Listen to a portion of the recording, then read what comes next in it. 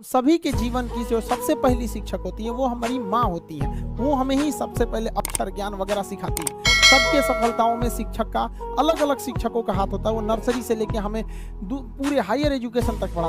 वो दौर जब हम लोगों का था तो एक शिक्षक के प्रति बड़ा एक डर रहता था। जैसे स्कूल या कॉलेज के ग्राउंड में टीचर्स को देख लेते थे, डर जाते थे लोग। बट आज के वक्त में हम देख रहे हैं धीरे धीरे इस चीज का नैतिक पतन होते जा रहा है। भारत में शिक्षकों की या शिक्षा की बहुत पुरानी परंपरा, ये हमें विश्व गुरु कहा जाता है। अब आप कहेंगे सर ये विश्व गुरु का मतलब क्या होता है, ऐसे भारत को विश्व गुरु क्यों कहा जाता है? तो आप एक एग्जाम्पल से समझिए।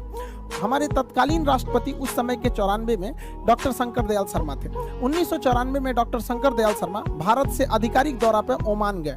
ओमान की राजधानी मस्कत पर जब हमारे राष्ट्रपति डॉक्टर शंकर दयाल शर्मा का हवाई जहाज लैंड किया तो ओमान के जो किंग थे, वहां के राजा, वो कभी किसी को रिसीव करने एयरपोर्ट पर नहीं जाते। ये प्रोटोकॉल मतलब नियम कानून होता है। किसी देश के राष्ट्रपति वगैरह नहीं जाते जब तक कोई बहुत खास मेहमान नहीं आ जाता। और लेकिन वहां पर किंग जो है वो प्रोटोकॉल तोड़ दिए। और अमूमन अगर कोई प्रोटोकॉल तोड़ के आता भी है तो वो रिसीव करने के लिए नीचे खड़ा रहता है और राष्ट्रपति खुद उतर के आते हैं। लेकिन ओमान के राजा के यानी ओमान के किंग के साथ ऐसा नहीं हुआ। हमारे डॉक्टर शंकर दयाल शर्मा अभी हवाई जहाज में बैठे ही थे तो ओमान के किंग सीढ़ियों से चढ़कर खुद गए और डॉक्टर शंकर दयाल शर्मा को उनके सीट के पास से जाकर रिसीव करके उन्हें लेकर आए थे। जब ड्राइवर्स और बॉडीगार्ड ने उनको कहा गाड़ी में बैठे तो वहां के किंग ने ड्राइवर को हटाकर खुद ड्राइव किए थे डॉक्टर शंकर दयाल शर्मा के गाड़ी को, हमारे राष्ट्रपति साहब के। और उन्हें इतना इज्जत दिया गया था जो इससे पहले ओमान में किसी विदेशी गणमान्य को ऐसी इज्जत नहीं मिली थी।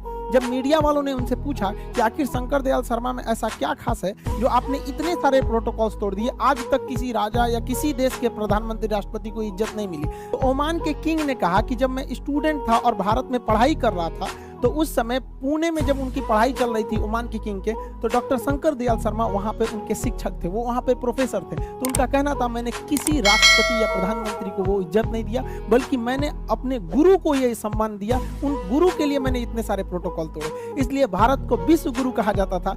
प्राचीन काल से आज तक बहुत सारे लोग भारत में आते हैं, शिक्षा लेकर बड़े बड़े पोस्ट पर पहुंचे हैं।